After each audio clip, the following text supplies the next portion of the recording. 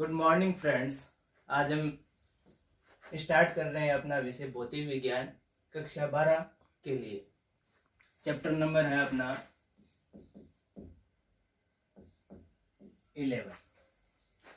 11 और 12 दोनों चैप्टर हैं प्रकाशी से संबंधित।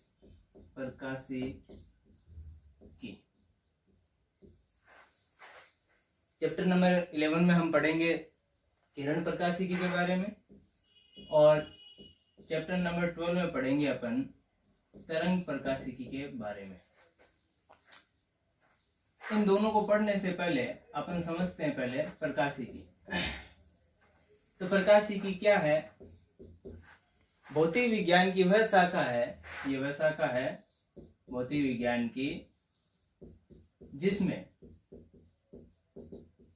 प्रकाश के गुण धर्म का हम अध्ययन करेंगे कि प्रकाश का क्या गुण धर्म है, उसका व्यवहार कैसा, प्रकृति कैसी है, किस प्रकार से प्रकाश बिहेव करता है, उसका हम अध्ययन करेंगे। तो ये चीजें आती है प्रकाशिकी के बारे में। और फिर इसको दो भागों में बांट दिया, किरण प्रकाशिकी और तरंग प्रकाशिकी। आगे बढ़ने से पहले अपन थोड़ा सा देख लेते हैं कि तरंग प्रकाशिकी और किरण प्रकाशिकी की ये व्याख्या, ये सिद्धांत ये कहाँ से आए हैं। तो सर्वप्रथम अपने क्या था कि न्यूटन थे, वो 1675 ईस्वी में उन्होंने प्रकाश के ऊपर अध्ययन किया और एक सिद्धांत दिया। उनका ये सिद्धांत कहलाया, न्यूटन ने जो सिद्धांत दिया वो सिद्धांत कहलाया प्रकाश का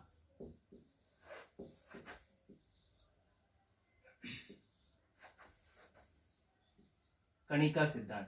प्रकाश का कणिका सिद्धांत 1675 में महान वैज्ञानिक हुए न्यूटन, उन्होंने प्रकाश के ऊपर अध्ययन किया और इस अध्ययन के आधार पर उन्होंने एक सिद्धांत दिया जिस सिद्धांत का नाम था प्रकाश का कणिका सिद्धांत। इस सिद्धांत के अनुसार क्या था, न्यूटन ने यह माना कि प्रकाश है वो छोटे छोटे कणों के रूप में होता है। इस प्रकार से छोटे छोटे कणों के रूप में होता है। ये जो कण है, इन कणों को उसने नाम दिया कणिकाएं। कणिकाएं, ये जो छोटे छोटे कण है इनका नाम था कणिकाएं। तो न्यूटन ने कहा कि प्रकाश है वो छोटे छोटे कणिकाओं के रूप में होता है और ये ऊर्जा है वो इसमें इन कणों के अंदर रहती है। जो प्रकाश की संपूर्ण ऊर्जा है वो इन कणिकाओं के अंदर समाहित रहती है, इसलिए इस सिद्धांत को नाम दिया प्रकाश का कणिका सिद्धांत। और न्यूटन ने कहा कि ये कणिकाएं हैं वो प्रकाश स्रोत से उत्सर्जित होकर सभी दिशाओं में समान रूप से फैल जाती है, सभी दिशाओं में समान रूप से फैलती है और इनकी जो चाल होती है वो प्रकाश की चाल के बराबर होती है। प्रकाश की चाल के बराबर होती है। तो न्यूटन ने कणिका सिद्धांत के आधार पर प्रकाश को सरल रेखा में गमन करते हुए पाया। सरल रेखा में गमन करते हुए पाया और इस सिद्धांत के आधार पर उन्होंने ये भी कहा कि निर्वात में गमन करता है प्रकाश। और इन्हीं सिद्धांत के आधार पर हमने परावर्तन और अपवर्तन जैसी घटनाओं का भी अध्ययन किया। तो ये सारी घटनाएं थी, ये प्रकाश के कणिका सिद्धांत के आधार पर समझाई जा सकी। लेकिन इनके अलावा भी बहुत सारी ऐसी घटनाएं थी जिनको कणिका सिद्धांत नहीं समझा पाया, जैसे व्यतिकरण, विवर्तन, ध्रुवण, रमन प्रभाव, कॉम्पटन प्रभाव, बहुत सारे थे। उनको ये कणिका सिद्धांत नहीं समझा पाया क्योंकि कणिका सिद्धांत के अनुसार प्रकाश वो सीधी रेखा में गमन कर रहा था और सीधी रेखा में गमन कर रहा था। तो इस सिद्धांत के आधार पर इन चीजों को तो समझा दिया गया कि परावर्तन और अपवर्तन होता है प्रकाश में और वो क्यों होता है, किस प्रकार होता है, ये घटना तो समझा दी गई। लेकिन प्रकाश में व्यतिकरण, विवर्तन जैसी घटनाएं भी होती है, उनको नहीं समझा सका। तो उनके बाद एक वैज्ञानिक और थे जिनका नाम था हाइगेंस।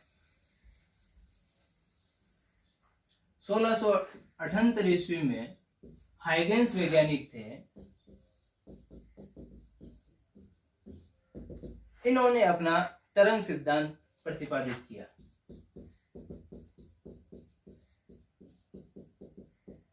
तरंग सिद्धांत। इन्होंने भी सेम बात की जैसे न्यूटन ने कहा कि कोई प्रकाश स्रोत है, वहां से प्रकाश के ये जो कणिकाएं हैं वो समान रूप से चारों दिशाओं में फैल जाती है। ठीक ऐसा ही हाइगेंस ने भी कहा कि कोई प्रकाश सोर्स है, उससे तरंगे निकलती है और ये तरंगे चारों दिशाओं में, सभी दिशाओं में समान रूप से फैल जाती है। उनकी चाल भी प्रकाश की चाल के बराबर होती है। ये बात दोनों ने कही, लेकिन इन्होंने कहा कि ये जो प्रकाश स्रोत से निकल रहे वो क्या है, तरंगे हैं। वो क्या थी, तरंगे थी। इसलिए तरंग सिद्धांत के ऊपर अध्ययन करके उन्होंने व्यतिकरण,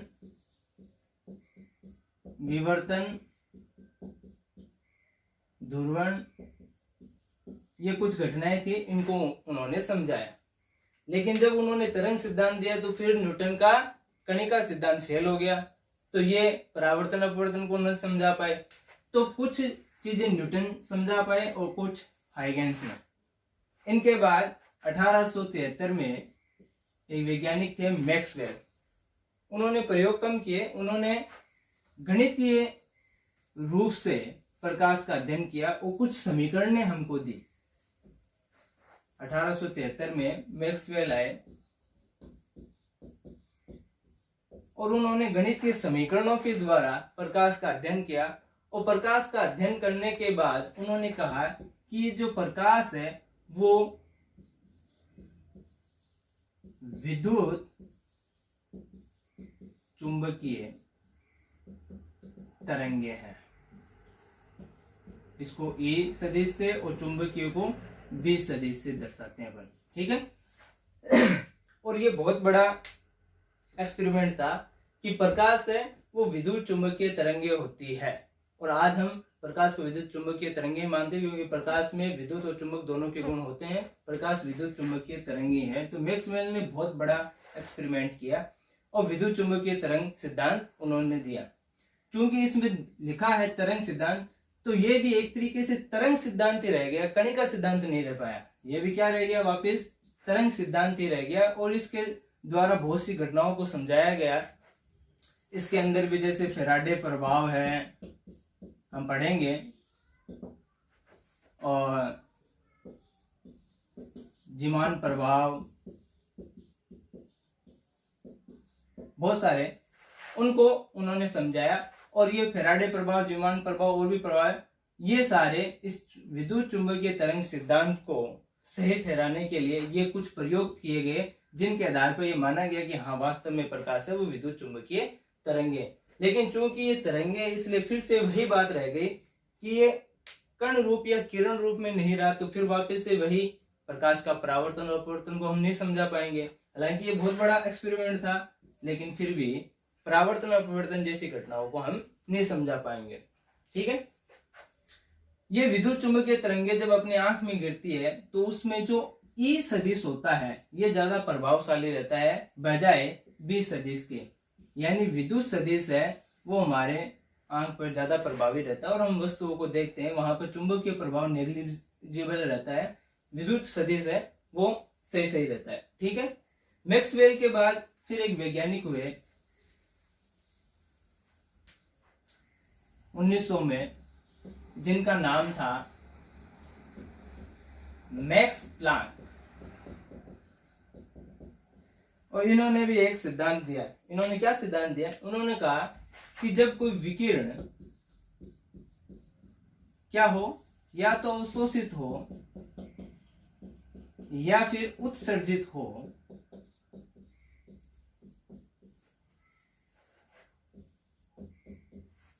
जब कोई विकिरण अवशोषित या उत्सर्जित होती है तो क्या होता है, ऊर्जा के छोटे छोटे बंडलों या पैकेट के रूप में होता है। विकिरण का अवशोषण और उत्सर्जन होता है वो ऊर्जा के छोटे छोटे पैकेट्स या बंडलों के रूप में होता है। और ये जो बंडल्स या पैकेट्स है इनको उन्होंने नाम दिया क्वांटा या फिर फोटोन। इन बंडलों, ऊर्जा के जो छोटे छोटे बंडल है या पैकेट है, इनको उन्होंने क्या नाम दिया, क्वांटा या फोटोन। तो ये फोटोन की ऊर्जा E बराबर होती है h न्यू, जहां पर ये जो h है वो है प्लांक नियतांक, और इस h का मान होता है 6.62 इंटू 10⁻⁻34 जूल सेकेंड। तो मैक्स प्लांक का ये जो सिद्धांत था, ये सिद्धांत कहलाया क्वांटम सिद्धांत, फोटोन का क्वांटम सिद्धांत। ठीक है, फोटोन का क्वांटम सिद्धांत, प्रकाश का क्वांटम सिद्धांत, प्रकाश का क्वांटम सिद्धांत। तो कुल मिलाकर देखो, ये चीज लास्ट में आई, क्या चीज आई लास्ट में, कि न्यूटन ने कणिका सिद्धांत दिया और हाइगेंस ने तरंग सिद्धांत। ठीक है, ये न्यूटन थे या हाइगेंस थे या मैक्सवेल थे और यहाँ पर प्लांक थे। ठीक है, तो इन्होंने कणिका सिद्धांत दिया था, इन्होंने तरंग सिद्धांत दिया था, इन्हें विद्युत चुंबकीय तरंग सिद्धांत दिया और इन्होंने क्वांटा सिद्धांत दिया। तो कुल मिला के देखो, इन्होंने तरंग सिद्धांत दिया और इन्होंने भी तरंग सिद्धांत दिया, लेकिन ये इससे बेटर था विद्युत चुंबकीय। इससे यह पता चला कि प्रकाश में विद्युत और चुंबकीय दोनों गुण होते हैं, यानी प्रकाश जो तरंगे होती है वो विद्युत चुंबकीय तरंगे होती है। इन्होंने क्वांटम सिद्धांत दिया और इन्होंने भी ये दिया क्वांटम सिद्धांत। तो लास्ट में इन दोनों की वजह से, मैक्स और प्लांक की वजह से, ये देखा गया, अपने एक वैज्ञानिक और हुए थे 1905 में, उन्होंने दिया था, ये आइंस्टीन थे, उन्होंने 1905 में ये जो मैक्सवेल और प्लांक है, इन दोनों का जो सिद्धांत था, इस सिद्धांत के आधार पर ही आइंस्टीन ने प्रकाश विद्युत प्रभाव सिद्धांत दिया। और इन्हीं के आधार पर उन्होंने कहा, क्या कहा, कि प्रकाश है वो कुछ जगहों पर तरंग की तरह व्यवहार करता है और कुछ जगह कण के रूप में व्यवहार करता है। अर्थात प्रकाश में दोनों प्रकृति होती है, इसलिए इसको नाम दिया द्वैत प्रकृति। यानी प्रकाश की दोनों प्रकृति है, तरंग और कण। प्रकाश कण रूप में भी है और तरंग रूप में भी है, इसलिए जो मॉडर्न फिजिक्स है वो है द्वैत प्रकृति के ऊपर, कि प्रकाश में दोनों प्रकृति होती है। और इस सिद्धांत के आधार पर आइंस्टीन ने एक बहुत बड़ा सिद्धांत दिया था, प्रकाश विद्युत प्रभाव। वो अपन पढ़ेंगे फिजिक्स में ही, इसी 12th क्लास में। ठीक है, तो कुल मिला के ये सरसरी हिस्ट्री है प्रकाशिकी के बारे में, कि किस प्रकार से प्रकाश के ऊपर अध्ययन करते करते वैज्ञानिक लास्ट में किस नतीजे में पहुंचे। वो पहुंचे कि प्रकाश में द्वैत प्रकृति होती है, कण रूप में और तरंग रूप में, दोनों में प्रकाश काम करता है। अब देखो, प्रकाश एक ऊर्जा है। हम कैसे कह सकते हैं प्रकाश ऊर्जा है? प्रकाश क्या है? ऊर्जा है। कैसे? जैसे अगर अपन कोई थर्मामीटर, उस थर्मामीटर को अपन बाहर धूप में रख दे तो थोड़ी देर में थर्मामीटर का पारा है वो ऊपर चढ़ने लगता है। इसका मतलब यह है कि थर्मामीटर में पारा ऊपर चढ़ रहा है, इसका मतलब यह है कि उसमें प्रभाव है। क्या है? उसमें प्रभाव, अर्थात प्रकाश में ऊर्जा है, ऊष्मा के रूप में ऊर्जा है, जिसकी वजह से थर्मामीटर में पारा ऊपर चढ़ने लग गया है। ठीक है, जब यह प्रकाश हमारी आंख की रेटिना पे गिरता है तब हम वस्तुओं को देख सकते हैं। जब यह प्रकाश हमारी आंख की रेटिना पे गिरता है तब हम वस्तुओं को देख सकते हैं, लेकिन हम सभी वस्तुओं को नहीं देख सकते, सभी चीजों को नहीं देख सकते। इसकी एक परास है, उसी तक अपन देख सकते हैं। और यह परास कहां तक है? 400 नैनोमीटर से 750 नैनोमीटर, या फिर हम इसको ऐसे भी लिख सकते हैं 4000 एंगस्ट्रॉम से 7500 एंगस्ट्रॉम तक। इनके बीच की अगर तरंग दैर्ध्य है तो हम उनको देख सकते हैं। जैसे मैं अभी यहाँ दिखाता हूं आपको, 0 से लेकर इन्फिनिटी तक तरंग दैर्ध्य है। ठीक है। और ये है, मान लेते हैं अपन 400 नैनोमीटर का, और ये यहाँ पर है 750 नैनोमीटर का।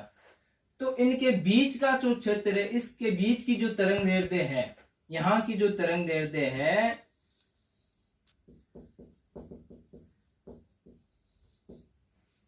उनको अपनी आंखें ऑब्जर्व कर सकती है, उनको अपन आराम से संसूचित कर सकते हैं, देख सकते हैं।